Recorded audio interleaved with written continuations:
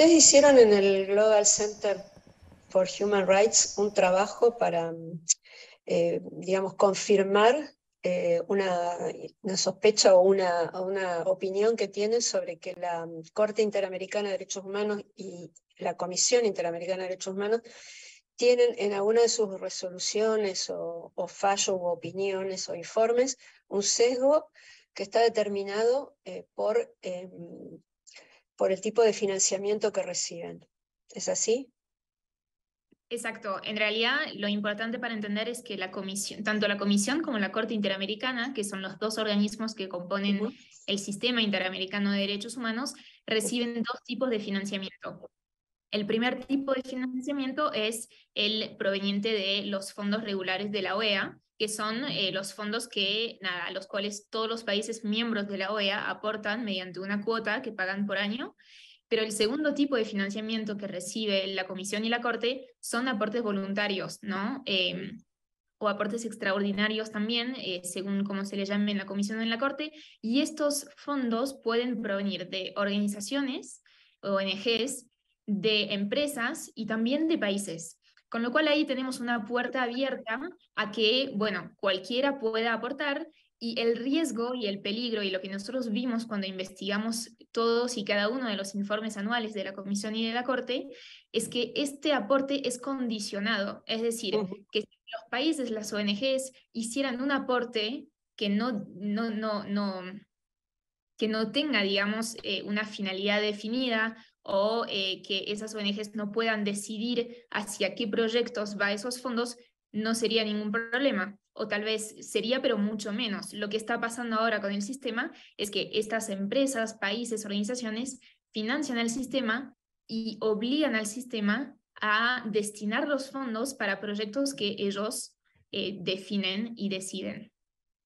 Claro, o sea, ahora después te voy a pedir que me des ejemplos de qué países son esos, porque sí, es Ujú. importante también, qué organizaciones, porque lo que vos decís es, ellos determinan una cantidad de dinero para la corte o para la comisión y dicen, este dinero tiene que ir para tal fallo o para tal opinión o para tal referido a una agenda que por lo general es la agenda LGTB o la agenda feminista, en fin, ¿no? En realidad no siempre es tan explícito. Muchas Ujú. veces los proyectos simplemente tienen, digamos, un nombre genérico, pero sí tienen la temática y eso ya marca la agenda. Tuvimos unos casos en los que sí en el nombre del proyecto se menciona sentencia, se menciona opiniones consultivas y eso es muy grave porque es muy explícito muy explícita la falta de independencia que va a tener la Corte en este caso para poder, fallar con total independencia. Pero en línea general, digamos, esas influencias tienen impacto cuando se define la temática para la cual se tiene que definir y destinar los fondos, y eso marca la agenda. Aunque no destinan los fondos explícitamente para una sentencia, termina marcando la agenda. La OEA y el sistema interamericano debería enfocarse en las prioridades que hay en nuestra región y no lo está haciendo porque simplemente hay una agenda que les están imponiendo y que ellos también siguen. Pero digamos que estamos en un continente donde violaciones a los derechos humanos hay muchas, o situaciones de injusticia social, de poco acceso a la justicia, de desigualdad y demás. Hay muchísimas situaciones de violencia social y el sesgo que aparece es el de una agenda de sectores minoritarios y no, Exacto, digamos, la protección esencial de los derechos humanos que debería ser la función de estos organismos. totalmente, ¿Cuáles son los totalmente. países que más contribuyen, que más aportan y las ONGs que más aportan a este tipo de proyectos? Bueno, la verdad sí son muchos. Los países, vemos el primero, al menos en la Corte, es España, a través de su agencia para el desarrollo exterior. Después tenemos a Noruega, que financia muchos proyectos, Finlandia, Países Bajos, Suecia, Suiza, Reino Unido y Holanda. Esos son los países que son como muy importantes. Después, en cuanto a ONGs, tenemos Fundación Arcus, que financia muchísimos proyectos. Es una fundación muy especializada en lo que es los derechos de las comunidades LGBT. Tenemos Freedom House, por ejemplo, tenemos la Fundación Ford, que financió incluso el año pasado, tenemos Oxfam, tenemos la Open Society también, que ya ni presentamos porque es muy conocida. Y después, en cuanto a empresas, vemos, por ejemplo, a Google, vemos a Microsoft, el año pasado también financió Facebook, entre otras. Y estas empresas últimas que nombraste también tienen ese sesgo en los proyectos que quieren impulsar. No necesariamente, no necesariamente va a depender de los proyectos de los años. Son empresas que suelen financiar el sistema regularmente, Ajá. con lo cual en algunos casos los proyectos pueden ser muy genéricos y en otros sí pueden ser mucho más específicos, con una agenda muy definida. Claro. ¿Cuál es la diferencia entre la comisión y la corte? O sea, ¿quiénes integran la comisión y qué papel cumplen este tipo de proyectos y en las propias sentencias, ¿no? Es decir, porque hay una preparación. ¿Y cómo se conforma la corte? Bueno, lo más importante de entender es que esos dos organismos, como decía antes, son partes del Sistema Interamericano de Derechos Humanos. Y eso es lo que conforma al sistema cuasi judicial que tiene la OEA y hace eso que la OEA sea un ente muy importante, mucho más, por ejemplo, que la ONU, porque muchas veces el contenido ideológico proviene de la ONU, pero la OEA y el sistema interamericano es quien lo baja a los países y lo termina imponiendo. Entonces eso es muy importante. Después, en cuanto a sus diferencias y cómo funcionan, la Comisión no tiene ningún poder de imponer nada a los países. Eso es muy importante entender, a pesar de que tenga 10 millones en presupuesto más que la Corte, el artículo 41 de la Convención Americana define muy explícitamente cuáles son las funciones de la CIDH y esas funciones van a ser consultivas, van a ser de estimular los derechos humanos en la región, de realizar informes, de consultar a los países sobre la situación de derechos humanos, pero nunca la CIDH va a tener una competencia para poder imponer a los países ningún tipo de lineamiento que pueda considerar, digamos, oportuno. La CIDH es quien recibe primero los casos, es decir, que si una persona tiene una petición, lo va a formular primero ante la CIDH, la comisión. La comisión es quien hace un primer análisis, va a definir si el caso es admisible, luego va a hacer un análisis de fondo, va a publicar un informe, va a realizar recomendaciones al Estado en el caso concreto, y si luego de pasado un cierto plazo el Estado no cumple con esas recomendaciones, la comisión puede decidir enviar el caso a la Corte. Es decir, que ningún caso llega directamente a la Corte, siempre tienen que pasar por la comisión. Luego la Corte es quien recibe los casos en segunda instancia, es decir, en segunda etapa. Obviamente que tiene el análisis de la comisión, pero la Corte puede decidir no seguir esas líneas, puede, digamos, no lo hace mucho, pero sí lo puede hacer. Y entonces la Corte luego analiza el caso, puede realizar audiencias, ¿no? Hay todo un intercambio entre las víctimas, los países, y luego va a formular una sentencia que es la que realmente tiene más impacto en el país interesado. Una cosa importante en cuanto a las sentencias de la Corte es que son interpares, no son erga omnes. Eso es importante porque muchas veces podemos ver, e incluso, o sea, abogados muy bien formados, piensan que las sentencias de la Corte tienen efecto erga omnes, es decir, a todos los países miembros del sistema, y eso no es así.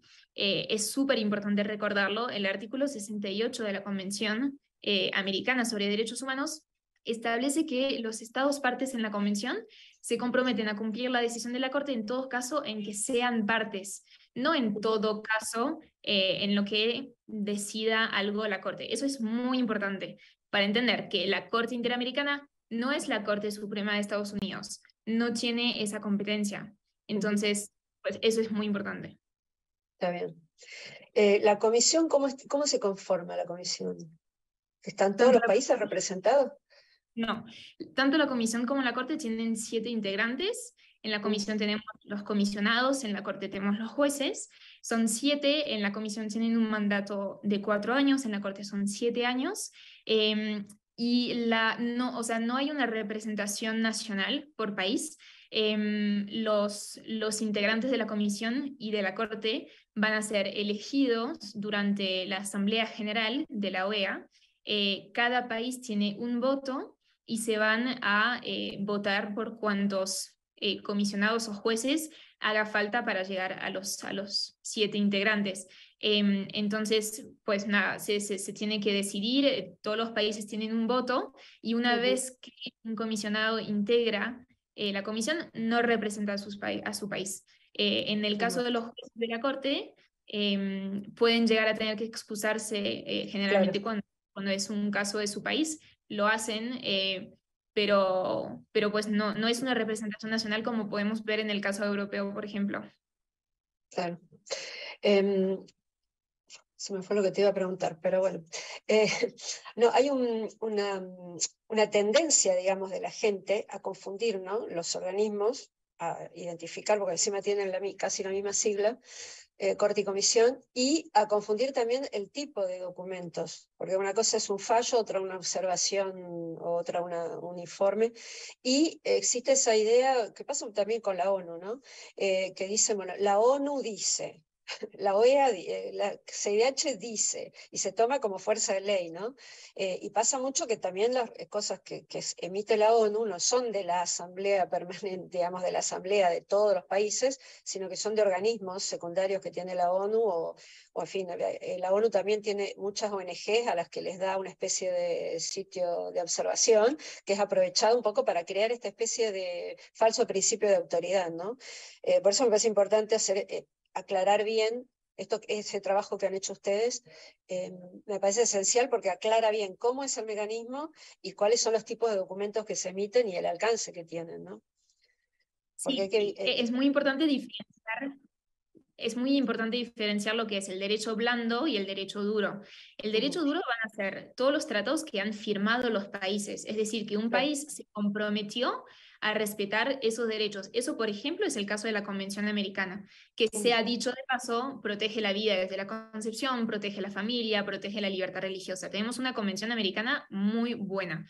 Ahora, hay que saber reconocer lo que es el derecho duro, por ejemplo, la Convención, del derecho blando, y esas van a ser las recomendaciones, van a ser también los fallos de la Corte en los casos en los que un país no sea parte, y ese derecho blando no es que no hay que tomarlo en cuenta, obviamente que es valioso, han trabajado en eso personas expertas, pero no deja de ser una opinión que los países no tienen, pero ninguna obligación en acatar y no pueden ser utilizados de justificativo para ninguna decisión porque no son obligatorios. Sí pueden ayudar a, bueno, por ejemplo, tener una idea de cómo se interpreta un derecho bueno, pero hay que tener mucha libertad al momento de utilizar esos documentos porque no son obligatorios. Entonces no pueden contradecir el derecho interno, ¿no?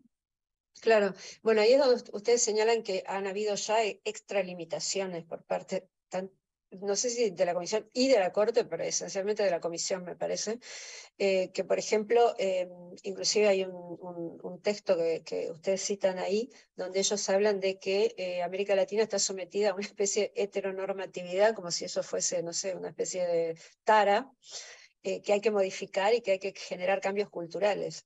¿Y eso es un informe, una observación? ¿Qué tipo de documento es ese? Este es un informe de la CIDH sobre el reconocimiento de derechos de personas LGBTI. Entonces, eso es nada más un análisis que hizo, sobre todo que hizo digamos, la relatoría de personas LGBT de la CIDH, que obviamente se centraliza y bueno, se dedica a esos temas, pero en ninguna oportunidad puede ser considerado como algo obligatorio. Va a ser la opinión de ese relator, va a ser, bueno, el pronunciamiento de esa relatoría en un momento preciso, pero en ningún momento puede ser utilizado ni considerado como algo que tenga un rango de obligatoriedad ninguno. Ustedes señalan también que uno de los motivos, digamos, del incremento de este aporte presupuestario de países extra, que no pertenecen a la OEA, se debió a que ellos planteaban que estaban superados, digamos, en trabajo, que no tenían fondos suficientes para desarrollar su labor. Ustedes dicen que hay una cantidad, digamos, ¿cómo decir?, de temas sin tratar, o sea, hay un atraso en el Claro, sí, tratamiento de lo hay. temas, y esos temas que están en atraso no son precisamente aquellos a los cuales apunta el financiamiento de Exacto. estos países, ¿no? Exacto. Lo que pasa es que si la CIDH y la Corte se enfocaran en los temas y se limitara a su competencia, yo no creo que tendría un problema de atraso procesal tan grande como tiene ahora. Lo que pasa es que pretendieron resolver todos los problemas, incluso los que no existen, del continente, y entonces obviamente están absolutamente sobrecargados de casos y no están llegando. Hay que entender, y eso me parece muy importante hacer la nota de pie, que cuando el sistema europeo de protección de derechos humanos empieza su reforma, que terminó con la supresión del equivalente de la comisión, eso empezó por una voluntad de resolver el problema del atraso procesal. Entonces es un problema muy serio, lo están tomando en cuenta y nosotros lo que queremos es que dentro de esa discusión se tomen en cuenta los temas importantes y que el lineamiento sea realmente una voluntad de ir hacia un sistema que funcione mejor y que se enfoque en sus competencias, que no quiera, digamos, extralimitarse y realmente recibir además una agenda ideológica impuesta, ¿no? de afuera. ¿Tenés ejemplos, por ejemplo, de cosas que estén pendientes en ese atraso procesal importante que no se estén considerando en contraste con estas otras resoluciones que se sacan? En realidad, el atraso procesal quiere decir que, por ejemplo, un caso puede llegar a tener que esperar 10 años para tener una sentencia. Entonces, va a depender de los casos. Lo que sí hemos observado es que algunos casos avanzan mucho más rápido que otros. No tenemos una sistematización de los tiempos procesales, pero sí probablemente en el futuro podamos publicar un informe sobre esa doble velocidad, porque sí existe. Pero pues hay muchos temas muy importantes de respeto a la libertad de expresión, a la libertad religiosa incluso, que sí está tardando mucho, considerando además la urgencia de esos temas. Claro. Hay una característica también que la gente por ahí no conoce, que es, por ejemplo, Canadá, que es uno de los últimos países que entró a la OEA, a pesar que la OEA es una de las organizaciones más viejas que existe en el mundo de este tipo. Canadá, que creo que ingresó en los 90, no acepta, no reconoce la jurisprudencia de la Corte, y sin embargo es uno de los países que más dinero aporta al funcionamiento de la Corte. ¿Es así? Bien, sí, es así. En realidad, los países que son miembros de la OEA pueden decidir no someterse a la competencia de la Corte. Eso, por ejemplo, es el caso de Estados Unidos, va a ser el caso de Canadá. Hay algunos otros países que también son la minoría, pero sí es interesante tomarlo en cuenta. Es decir, que aceptan la competencia de la Comisión, que recordemos, no tiene ninguna potestad real sobre los países, y no aceptaron la competencia de la Corte, ¿sí? Y sin embargo la están promoviendo, y es el caso también de Estados Unidos, en cierta medida. Entonces, sí, son países en los cuales la Corte, y contra los cuales la Corte nunca va a poder tratar ningún tema, ni fallar, ni publicar ninguna sentencia. Claro, es algo que uno no lo tiene tan en cuenta, ¿no? Pero es a considerar que suele pasar. Bueno, Estados Unidos en realidad no se somete a ninguna corte, creo.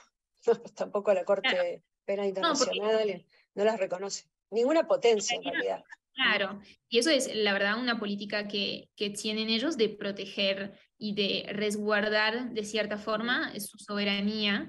Sí, Y bueno, pero ellos sí, sobre todo Canadá lo vemos, ellos entienden que es un instrumento de control sobre los países, porque si no, no estarían invirtiendo en ese sistema. Ellos no claro, quieren que la Corte tenga poder sobre ellos, pero sí quieren que la Corte tenga poder sobre otros países y por eso la financian. claro. Hubo un par de ejemplos que ustedes ponen en el informe de años en los cuales coincide, digamos, el incremento de financiamiento con un destino específico y la resolución de casos con ese sentido, digamos, ¿no? ¿Me lo podrías recordar cómo fue eso? Bien, hay un caso que fue muy grave, que es el de 2016, de la agencia española que financió. La agencia española destinó en total más de 4 millones de dólares, ¿no?, a la Corte, pero en específico en 2016 financió un proyecto que tenía como título Protección de víctimas y personas pertenecientes a grupos vulnerables a través de medidas provisionales y resolución de casos contenciosos sobre la alegada discriminación por orientación sexual. Eso es muy grave porque lo que quiere decir resolución de casos contenciosos es básicamente comunicación de sentencia, fallo.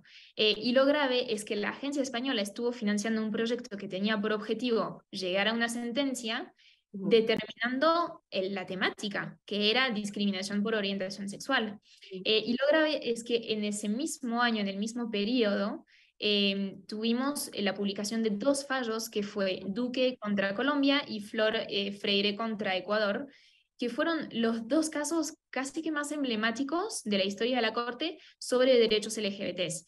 Hay que entender que antes de 2016 no había habido casos tan importantes como esos 2 sobre esa temática. Entonces, obviamente llama muchísimo la atención que un proyecto tenga, digamos, este título con este financiamiento y que el mismo año, o digamos el año correspondiente al periodo del proyecto, se publiquen estos 2 fallos que fueron realmente una jurisprudencia muy importante. Luego tenemos también las opiniones consultivas, que si bien obviamente no tienen efecto obligatorio para los países, también son muy importantes porque son, digamos, documentos en los cuales la Corte interpreta un derecho y eso se hace a pedido de los países. También la misma agencia española financió un proyecto en 2016 nombrado Mantenimiento de las capacidades de la Corte IDH para resolver casos y opiniones consultivas que contribuyan a la protección de grupos vulnerables a través de la emisión de estándares. Estándares son opiniones consultivas, es derecho blando, ¿no? Sobre medio ambiente, derecho de los pueblos indígenas, deberes de especial protección de las niñas y los niños, asilo y violencia sexual, no discriminación por orientación sexual y por identidad de género. En 2017 y 2018, en el transcurso de 1 año y medio, tuvimos la publicación de 3 opiniones consultivas que justo tenían las mismas temáticas: medio ambiente y derechos humanos, la opinión consultiva 23, identidad de género e igualdad y no discriminación a parejas del mismo sexo, que es la 24 de 17. Esta es muy importante y no para de citarse en, bueno, muchísimos ámbitos, en los países, en la radio, en todo. Y la opinión consultiva 25-18, que es la institución del asilo y su reconocimiento como derecho humano. Hay que entender que la Corte nunca publicó 3 opiniones consultivas en 1 año y medio. Es decir, que venía desde su creación, tenía menos de 20 opiniones consultivas publicadas y en 1 año y medio publicó 3, que tenían exactamente las mismas temáticas que ese proyecto financiado por España. Entonces, obviamente, esto también, bueno, es muy sospechoso, llama muchísimo la atención, y esto en cualquier país lógico del continente generaría una investigación muy a fondo, generaría muchísima desconfianza en el Poder Judicial, y eso lo estamos dejando pasar al nivel interamericano, simplemente porque muchas personas no están prestándole atención a lo que hace la Corte. Estos fueron los casos más graves, y después obviamente que tenemos muchísimos informes que publica principalmente la CIDH, que tienen directamente el logo de alguna organización, o que se va a mencionar un agradecimiento a determinada organización porque fue la organización gracias a la cual se pudo realizar ese informe. Eso también es muy problemático porque, o sea, ¿cómo podemos confiar en la independencia de un organismo si vemos que el informe que publica tiene auspiciantes, son auspiciantes de los informes? Es increíble. Lo que es increíble es que lo exhiban de esa manera, ¿no? O sea, que digan, en el informe diga, agradecemos la contribución de tal organización para elaborar este informe. Sí, exactamente. Por ejemplo, tenemos un informe que fue uno de los que realmente más me impactó, porque fue el informe de la CIDH sobre protesta y derechos humanos. Fue financiado por la Open Society, y fíjate que salió publicado 3 meses antes del comienzo de las protestas en Chile, ¿no? Que fueron, bueno, muy importantes y fueron seguidas por protestas en muchísimos otros países. Entonces, este informe financiado por la Open Society sirvió de argumento para proteger a manifestantes muy violentos que han hecho muchísimo daño y que no han estado manifestando pacíficamente, como en muchos lados podemos ver, y está perfecto. ¿El informe qué decía en concreto? O sea, ¿qué El informe legitimaba? decía, de hecho, hay un informe que se publicó sobre la situación de Perú y protestas también sociales, que es bastante parecido a este. El informe justifica todo tipo de manifestación y no protege ningún derecho de las personas afectadas por esas manifestaciones. Es decir, que no reconoce el derecho el respeto de la propiedad en el caso de que haya destrucciones de tiendas, de autos, de lo que sea. Justifica todos y absolutamente todos tipos de protestas, incluso las violentas, explicando que provienen de violaciones a derechos, de que las empresas explotan demasiado territorio, de que hay ¿no? injusticias. Y entonces las protestas violentas para la CIDH es una respuesta entendible, ¿no? Legítima. Legítima a esas violaciones de derecho que obviamente hay que solucionarlas, pero no violando otros derechos, ¿no? Porque eso es lo que termina diciendo el informe. Ese informe, me decís, tiene en la página 3 el logo o el agradecimiento a Open Society, ¿es así? Sí, en la página 3, y eso está publicado en la página de la CIDH.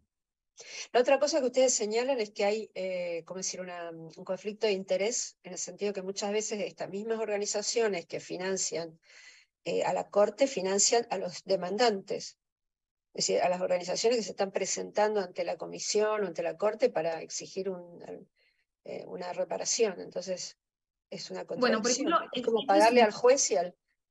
Exacto, exacto. Eso es un caso también muy grave y lo vimos, por ejemplo, en el caso Manuela y otros contra El Salvador, que fue un caso en el cual se debatió el aborto, a pesar de que los hechos, los hechos del caso no tenían absolutamente nada que ver con el aborto, pero sí vimos conflicto de interés. Por ejemplo, la Fundación Ford financia a la CIDH y la Fundación Ford también financia a la Agrupación Ciudadana por la Despenalización del Aborto Terapéutico, Ético y Eugenésico, que fue una de las peticionarias del caso, es decir, uno de los abogados de la parte, de la víctima.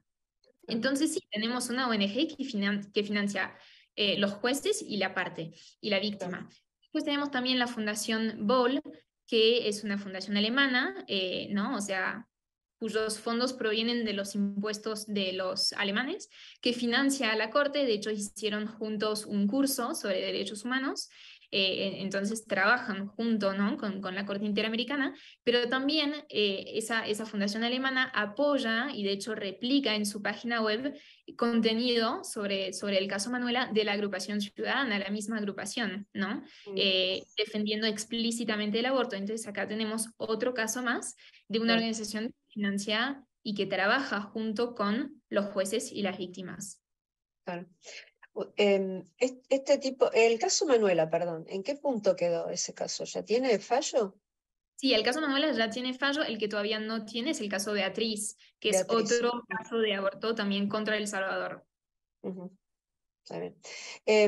Este documento que ustedes han elaborado, ¿ha tenido alguna repercusión? ¿Ha abierto algún debate? ¿Cómo piensan ustedes motorizar, digamos, como para que esto tenga algún efecto, ¿no? Bueno, la verdad es que sí, este informe, yo creo que muchas personas sabían y intuían muchas veces, y lo que nosotros quisimos hacer fue sistematizar la información y probar con cifras lo que muchas personas que trabajan de cerca con el sistema intuían, ¿no? Entonces, este informe sí, la verdad es que tuvo efecto primero en la opinión pública, vimos que se replicó en la prensa, en muchos artículos, a veces nos mencionaron incluso en programas de televisión, en lo que sea, cada vez que digamos, que se criticaba alguna actuación de la CIDH de la Corte, se mencionaba esto porque sí es verdad que es muy problemático. Luego también tuvimos impacto en los propios actores del sistema, muchas veces, por ejemplo, embajadores que representan a países ante la OEA y obviamente conocen el sistema, se quedan muy sorprendidos por esto, ¿no? Porque en general no tienen conocimiento tan de cerca de la realidad de lo que pasa detrás de las cortinas, ¿no? Sí. Y pues también vimos cuando se presentó el informe anual de la Corte hace aproximadamente un mes, el presidente, el juez Manrique, hizo una mención a que era muy importante reconocer que la Corte no recibía financiamiento para actividad jurisdiccional. Y eso, bueno, intuimos que fue una respuesta a nuestro informe porque lo que nosotros justamente acusamos es que reciben financiamiento para, o sea, actividad jurisdiccional. Entonces, bueno, quisieron hacer esa mención como para un poco defenderse, pero queda claro incluso con el propio informe de la Corte que el juez, que el presidente de la Corte estaba presentando, que siguen recibiendo financiamiento por este tipo de actividades. Claro, porque la información que ustedes usan, los datos que ustedes usan para el informe son públicos, son publicados por por el propio sistema. Son los informes Exactamente. que ellos hacen anuales. Exactamente, la Comisión y la Corte publican anualmente su informe anual, que tiene más de 1000 páginas, es decir, que muy pocas personas se sientan a leerlo, a analizarlo, y pues es lo que estuvimos haciendo como para realmente tener pruebas de lo que afirmamos hoy. ¿Cuánto tiempo les llevó a hacer este trabajo? Em, Sería muy difícil decir cuánto tiempo nos llevó, porque sí lo estuvimos pensando, trabajando mucho tiempo. Luego el momento de recolectar datos, hacer los cuadros, cruzar las líneas, esto no fue muy demorado, pero sí luego lo que hicimos y realmente nos importó mucho fue tener feedback de personas que trabajan muy cercanamente al sistema, como para que nos lo critican, nos hagan sugerencias, que nos digan, por ejemplo, bueno, sigan buscando esto que no quedó tan claro o esto mejor argumentarlo de otra forma. Entonces, buscamos realmente hacer el trabajo más fundamentado y más sólido posible.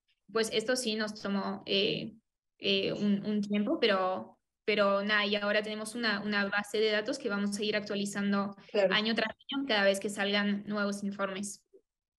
¿A qué crees vos que se debe esta voluntad de injerencia de algunos países europeos, como España y países nórdicos esencialmente, en querer influir de esa manera en las decisiones que toma un organismo de un continente que no es el de ellos?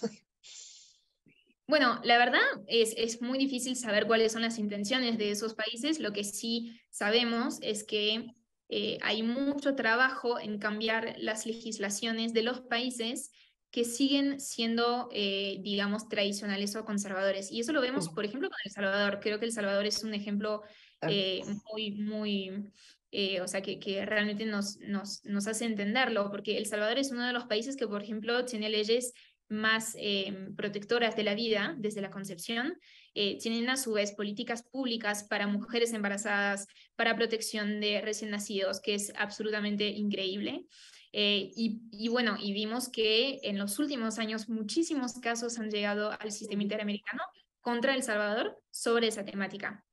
Luego hay otro tema, que es el tema de la metodología, y yo creo que en muchos países los lobbies y las organizaciones se dan cuenta que no pueden ganar de forma democrática, no pueden ganar en los congresos, porque los representantes del pueblo y el propio pueblo que vota todavía sigue teniendo esos valores, que protege la vida, protege la familia, protege la libertad religiosa.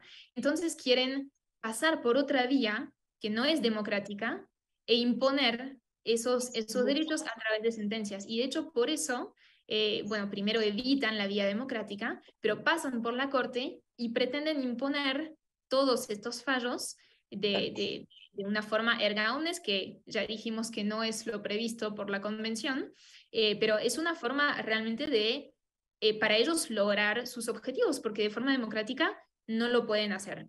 En muy pocos países pudieron hacer. De hecho, en muchos de la región que han avanzado en esos temas fueron cortes constitucionales, cortes supremas, no fue por legítimos representantes del pueblo o en muy pocos casos.